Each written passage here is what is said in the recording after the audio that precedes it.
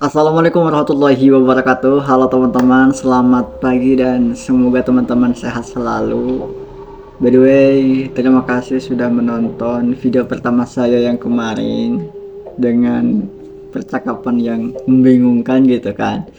Gugup juga, tapi gak apa-apa ya, itu mungkin bagian daripada proses. Nah, jujur teman-teman tidak menyangka, alhamdulillah ya ada yang menonton, walaupun cuma 6 orang, tapi gak apa-apa. Dan mereka support, ada yang komen juga, memberikan doa terbaik. Pokoknya luar biasa teman-teman, terima kasih sudah support ya. Mudah-mudahan kedepannya jauh lebih banyak dan orang-orang lebih merasakan manfaat daripada apa yang telah saya sampaikan kayak gitu ya. Nah, teman-teman, hari ini saya akan berbagi satu pelajaran kehidupan, dan memang itu pernah saya lakukan beberapa waktu terakhir. Dan mungkin pelajaran ini sederhana, tapi cukup mengubah cara pandang saya. Cara pandang bagaimana mensyukuri, mensikapi keadaan yang sekarang. Nah, buat teman-teman yang sudah kenal saya jauh lebih lama, pasti tahu lah ya bagaimana karakter saya. Di antaranya itu, saya tuh orangnya gampang bosan gitu, gampang gak betah. Artinya ketika ada hal-hal yang tidak membuat saya aktivitas itu jenuh. Nah, ketika ada acara kadang saya ikut, kalau ada event hadir, kalau ada pekerjaan yang bisa dilakukan dan itu membuat saya merasa produktif, saya lakukan. Pokoknya hal-hal yang membuat saya senang, hari-hari untuk produktif itu saya lakukan. Nah, sampai akhirnya ada di satu fase di mana fase itu harus mengurangi banyak aktivitas dan lebih banyak istirahat. Biasanya, nah teman-teman tahu kan, saya itu ada 3 lokasi: pesantren, kampus, sama rumah. Pasti di 3 lokasi itu. Nah, biasanya itu saya suka banget tuh kesana kemari, tapi di luar kegiatan yang ditetapkan ya. Kalau misalkan di pesantren harus ini ya saya lakukan. Nah, di sisi lain, untuk menambah aktivitas baru, kadang saya tuh suka keluar kayak gitu untuk mencari pengalaman dan upgrade skill. Sampai akhirnya ada satu fase di mana saya harus banyak mengurangi aktivitas, banyak mengurangi kegiatan-kegiatan yang biasanya di luar, dan lebih banyak istirahat. Awalnya saya pikir itu hal biasa, ternyata tidak semudah yang dibayangkan teman-teman. Aktivitas berkurang, saya mulai merasa aneh, karena biasanya kan sibuk kesana kemari, sibuk belajar, sibuk mencari hal-hal baru. Biasanya bertemu banyak orang baik, orang hebat, bahkan orang stres pun teman sendirinya kadang suka gitu. Biasanya ada agenda dikerjakan, tapi tiba-tiba semua ini merasa melambat, bahkan tidak sama sekali.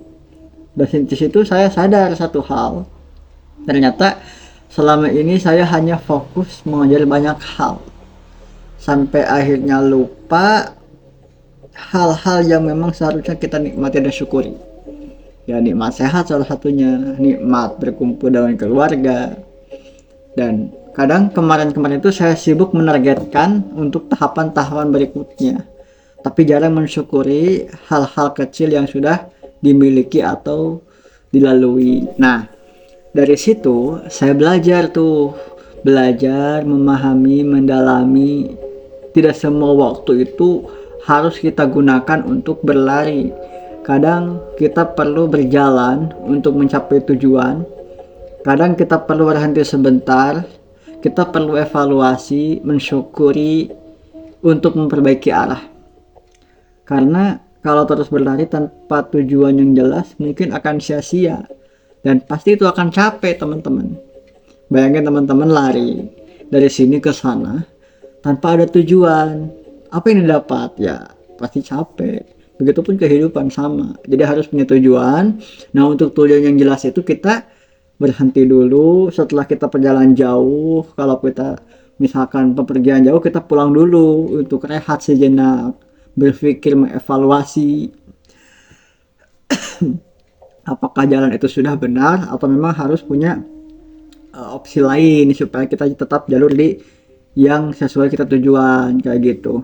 Nah, hari ini saya belajar menikmati proses, belajar menerima tidak semua hal itu harus dengan sesuai keinginan saya, tidak semua hal harus sesuai dengan keinginan apa yang kita inginkan. Allah lebih tahu apa yang kita butuhkan daripada apa yang kita inginkan.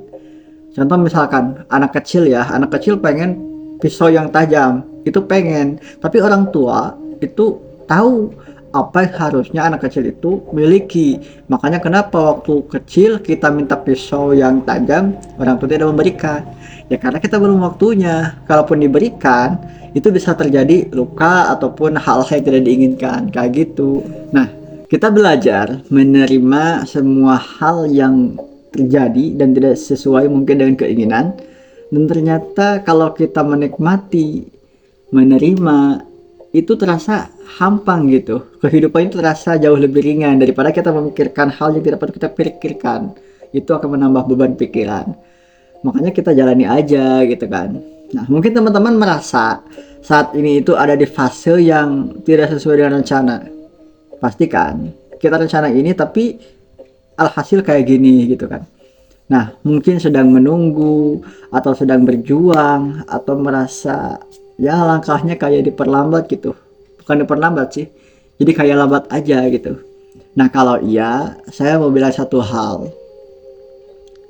Tenang, tidak apa-apa. No problem. Kalau bahasa Jawa itu mboten nopo-nopo. Ora popo.